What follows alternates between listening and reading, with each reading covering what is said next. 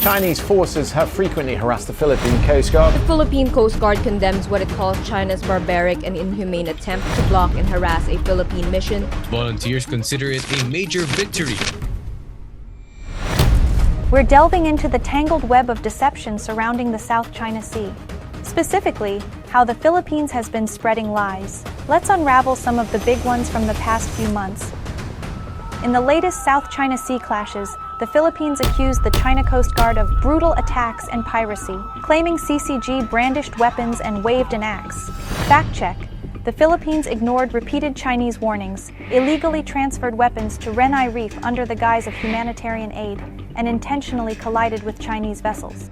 China lawfully boarded a Philippine vessel and confiscated 8 guns. In June, the Philippines accused the Chinese Coast Guard of barbaric actions, claiming they blocked a medical evacuation from Renai Reef.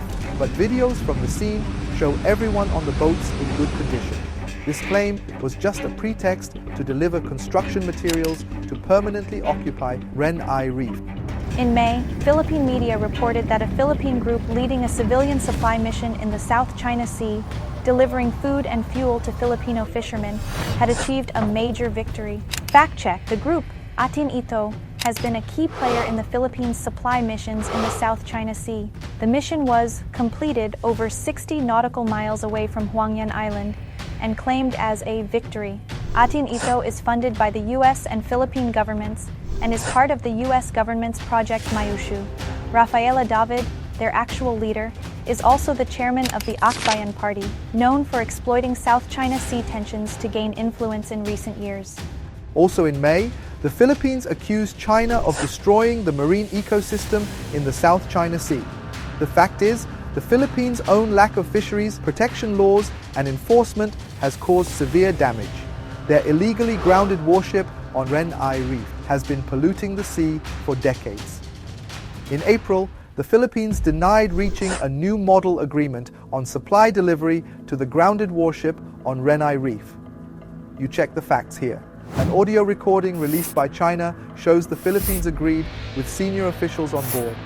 Yet, the Philippine admiral involved was forced to take leave. And again in April, the Philippines claimed their fishing ships were harassed by the Chinese Coast Guard. Fact, Philippine vessels, carrying photographers, deliberately rammed into Chinese ships to stage photos. So, why all these lies?